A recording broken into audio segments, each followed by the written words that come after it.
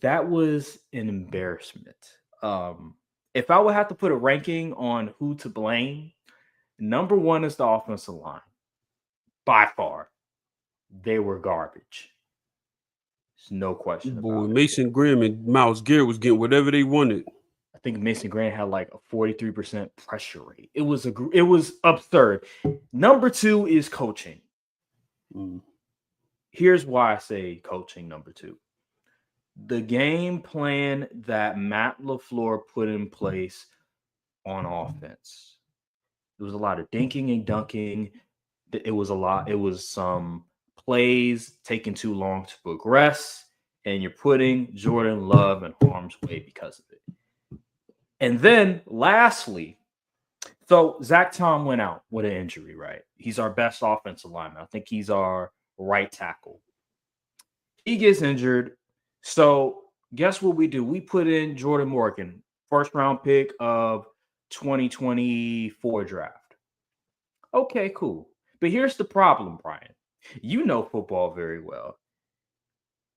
When an offensive lineman is used to playing on the left side of the offensive line,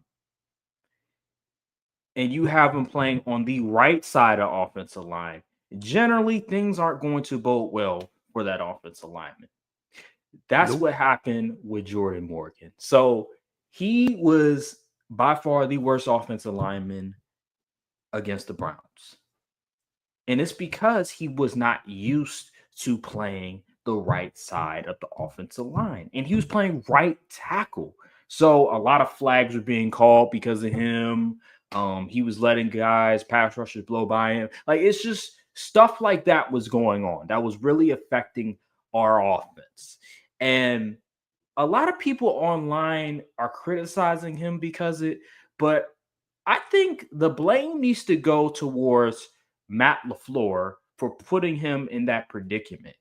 Anthony Belton should have been the guy coming in place of Zach Tom because he was the person that played right tackle for us. He's Mm. used to playing right tackle. So you don't put Jordan Morgan in that position. You don't put him in a bad predicament like you did. And lastly, and then I'll move on to the special teams and Jordan Love. Before the game started, Zach Tom, he was on the injury report. He was dealing with some, I think it was an oblique injury. Mm. After the first series or something, no, it was the first play, he went out. So that lets me know you bring in Jordan Morgan. We weren't prepared at all in the event that Zach Tom comes out with injury. We thought, okay, Zach Tom's in, we're good. That just lets me know number one, we should have kept him out of the game. That was a horrible idea to have him play that game. And number two, we had no backup plan. We just said, hey, just throw Jordan Morgan out there. When that was a horrible decision. That is on coaching right there. They should have had a plan in place, and they didn't. And that's why it cost us. And then also, if you noticed, our game plan against Miles Garrett is the best pass rusher in the NFL. He's the best Easily. defensive player in the NFL. But I will say we overcommitted so much attention on Miles Garrett that it affected the rest of the protection on the offensive line. I will say that because we had three dudes blocking Miles Garrett. We would have Josh Jacobs and two offensive linemen blocking Miles Garrett. He is the best pass rusher by far. I understand that. But three dudes? Come on now. That's ridiculous. Moving on. Special teams. Rich Bisaccia, I think that's how you say his name. He's stealing money. He's the worst special teams coordinator in the NFL. He doesn't do anything good, and he's getting paid millions of dollars to coach for special teams. By the way, if you don't know, he was the interim coach for the Raiders. Uh, Took him to the playoffs that one year, and for whatever reason, they didn't re-sign him or anything like that. Regardless, he does nothing, and he's getting paid millions of dollars. And the fact that the Browns were able to block a potential game-winning field goal. Keep in mind, Brian, Jordan Love threw that pick. The next drive took that offense down the field to field goal range for a potential game-winning field goal. And the special teams let Jordan Love down, let the team down because they couldn't block the rusher. This is it's egregious. That was the worst part of the game. That play right there. It wasn't the Jordan Love pick. It wasn't the offensive line not being able to block. It was that right there that crushed my soul, that pissed me off. Now let me get to Jordan Love. Before the pick and before the sack, I thought Jordan Love, if I would give a grade for his game, I'd give him a B plus.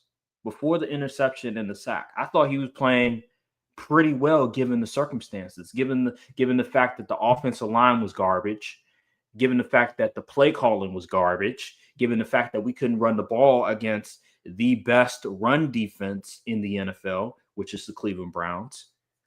I thought, listen, the odds are against him, and he's still completing passes at an efficient rate. He's still being incredibly accurate. And the passes that he was missing, those passes were like short passes that, if they're completed, most of the time they're probably going to gain maybe 1 yard, or it'll be a hospital ball. So I wasn't mad that he was missing those passes because it wasn't going to gain much anyway. So then the sack happened, and that was the sack to Schwetzinger, I think it was, when he rolled out of the pocket because, again, the offensive line was being garbage, and the rusher was coming right to his face in the middle. He got out of the pocket, and instead of throwing the ball away, he just kept holding on to the ball, and Schwetzinger was like, oh, thank you very much, and sacked him. That was the first mistake, in my opinion, Jordan Love made. And then the second one was obviously the interception, where he I'll give Jim what's his name? The defensive coordinator, Jim Schwartz. I'll give him credit on this. I can see how Jordan Love could be fooled because when you look at the play, there's no single high safety, there's no two safeties. So you automatically think, okay, easy, this is man coverage. Corners are pressing, yada, yada, yada. He probably thought this is a blitz. This is an all-out blitz, potentially. But here's the problem. Because as a quarterback, when you have time to throw in the pocket, which he did, I think it was a 4-man rush. He had all day. He had time in the pocket. It was a timing throw. It was a bad play call. It was a timing throw. But if he would have spent maybe a half a second more before he threw the football, Tucker Kraft would have been open. So I give Jim Schwartz credit because he knew Jordan Love's tendencies. And he knew on that play, given the play call, because it was like 3 slants, I think it was, which was a horrible play call by Matt LaFleur. He even admitted it was a bad play call. He said, yo, number 9, I think it was Grant Delpit. I think that's the safety. Jordan Love thought Delpit was going to guard, I think it was Tucker Kraft, man coverage. Delpit said, no, I'm going to play in a zone, and I'm going to pick off that slant that Love likes to go to. I think it was towards Wicks, I believe it was. And he did that. And I think another corner, maybe an inside corner, went to chase Tucker Kraft. So salute to Jim Schwartz, but that was just a bad play by Jordan Love overall. But I can understand why he could get fooled, but still, you can't make that throw in that situation. I didn't think that play cost us the game, though. As bad as the throw it was the missed field. It was the blocked field goal that cost us the game. So if I could give a grade for Jordan Love, I would probably give him a C+ because of that sack and because of that interception. If he doesn't commit the sack and if he doesn't throw the interception. I'd probably give him a B plus given the circumstances. But those are my thoughts on the game. Matt LaFleur, just listen, bro. Come on now. That final, oh yeah, last thoughts, and I'll let you go. The final drive after Jordan Love completes that amazing pass to Tucker Kraft that gained us to field goal range, what does Matt LaFleur do? He runs the ball for the rest of the drive. And guess what? Now we have no choice but to hit a field goal. When he shouldn't have been conservative, he should have been more aggressive.